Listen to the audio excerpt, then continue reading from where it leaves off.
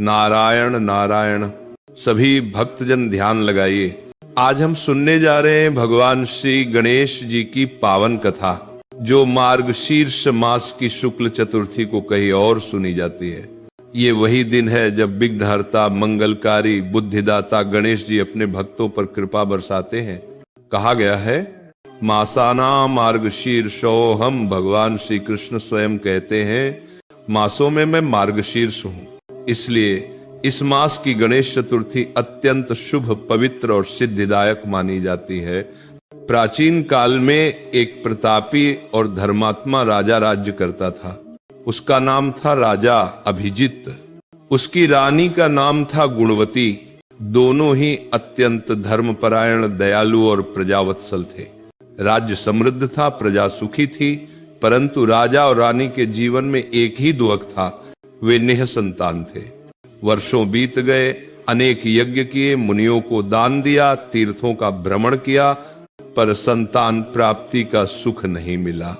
रानी गुणवती प्रतिदिन प्रातःकाल गंगा तट पर जाती, फूलों की माला लेकर भगवान से प्रार्थना करती, हे प्रभु, संसार का हर सुख अधूरा है यदि संतान न हो। कृपया मेरे जीवन की यह रिक्तता भर दीजिए। राजा अभिजित भी मन ही मन यही प्रार्थना करते रहते। एक दिन राजा वन में शिकार के लिए गए। जंगल के भीतर उन्होंने देखा एक तेजस्वी महर्षि पीपल के नीचे ध्यान में लीन है। उनके चारों ओर एक दिव्य आभा फैल रही थी। राजा ने झुककर प्रणाम किया और विनम्र स्वर में बोले, गुरुदेव, मैं अभिजित नामक राजा हूं। मेरे पास सब कुछ है, लेकिन संतान का सुख नहीं। कृपया कोई उपाय बताइए जिससे मेरे जीवन की यह कमी पूरी हो सके। महर्षि ने नेत्र खोले और प्रसन्न होकर बोले, राजन, तुम्हारा कष्ट शीघ्र दूर होगा। यदि तुम मार्गशीर्ष मास की शुक्ल चतुर्थी को भगवान गणेश जी का व्रत और पूजन करोगे तो तुम्हें निश्चय ही संतान प्राप्त होगी। यह व्रत अत्यंत मंगलकारी है। जो इसे श्रद्धा से करता है उसके सभी विघ्न नष्ट हो जाते हैं। राजा ने आदर पूर्वक कहा, गुरुदेव, कृपा कर इस व्रत की विधि बताइए। महर्षि बोले, राजन, उस दिन प्रातः काल स्नान कर शुद्ध वस्त्र धारण करना, घर में पवित्र स्थान पर लाल वस्त्र बिछाकर भगवान गणेश की प्रतिमा स्थापित करना, दूर्वा, लाल फूल, मोदक और लड्डू से पूजा करना, गणेश जी को दीपक और धूप अर्पित कर उनकी कथा सुनना, रात्रि में जागरण करना और अगले दिन व्रत का पारण करना। ऐसा करने से भगवान गणेश प्रसन्न होकर तुम्हारी सभी इच्छाएं पूर्ण करेंगे। राजा अभिजित ने महर्षि की आज्ञा शिरोधार्य की। घर लौटकर उन्होंने और रानी ने मार्गशीर्ष मास की चतुर्थी का व्रत रखने का निश्चय किया।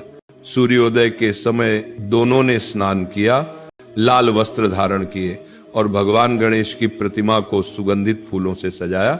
उन्होंने ध्यान पूर्वक संकल्प लिया, श्री गणेशाय नमः।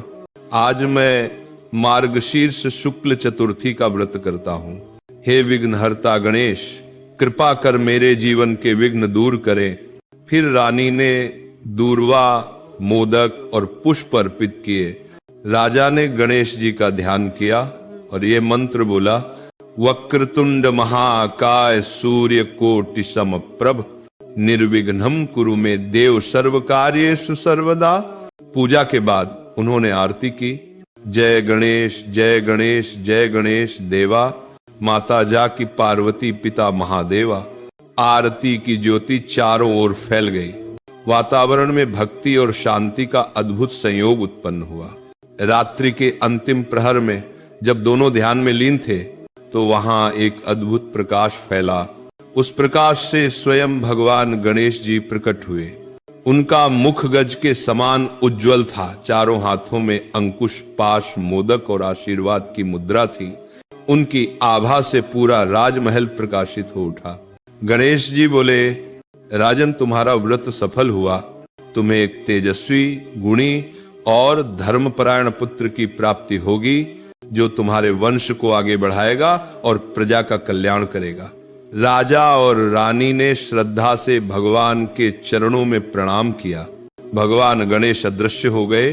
परंतु उनकी दिव्य सुगंध वातावरण में बनी रही। कुछ महीनों बाद रानी गुणवती ने एक सुंदर बालक को जन्म दिया। संपूर्ण राज्य में आनंद छा गया। राजा ने महर्षि को बुलाया और आभार प्रकट किया। महर्षि ने कहा, राजन, यह सब गणेश जी की कृपा है। इस व्रत का प्रचार अपने राज्य में कर दो ताकि सब जन इसका लाभ पा सकें। राजा ने घोषणा की, हर वर्ष मार्गशीर्ष मास की शुक्ल चतुर्थी को गणेश चतुर्थी का व्रत मनाया जाएगा। जो कोई भी श्रद्धा और भक्ति से इस व्रत को करता है उसके सभी कार्य सिद्ध होते हैं। घर में सुख शांति आती है, धन, संतान और सौभाग्य की वृद्धि होती है। शास्त्रों में कहा गया है, यह करोति गणेशस्य चतुर्थ्यां व्रतमादरात् स सर्वान् लभते कामान् नास्ति तस्य च विघ्नता। अर्थात जो व्यक्ति गणेश चतुर्थी का व्रत श्रद्धा से करता है उसके सभी कार्य सिद्ध होते हैं और उसके जीवन में कोई विघ्न नहीं रहता। व्रत विधि का सार: 1. प्रातःकाल स्नान करें, स्वच्छ वस्त्र धारण करें। 2. पूजा स्थल पर लाल कपड़ा बिछाकर गणेश प्रतिमा स्थापित करें। 3. गणेश जी को दूर्वा, मोदक, पुष्प, चंदन, धूप और दीप अर्पित करें। 4. मंत्रों का जाप करें, कथा सुने। 5. आरती करें और प्रसाद वितरित करें। 6. दूसरे दिन व्रत का पारण करें। हे विघ्नहर्ता गणेश, जैसे आपने राजा अभिजित को पुत्र दिया वैसे ही हमारे जीवन में भी कृपा की वर्षा करें। हमारे घर परिवार में सदैव सुख, शांति और समृद्धि बनी रहे। जय गणपति देवा, जय मंगल मूर्ति गणेश। नारायण नारायण। गणपति बप्पा मोरैया, मंगल मूर्ति मोरैया। वीडियो पसंद आया तो लाइक करें और चैनल को सब्सक्राइब जरूर करें।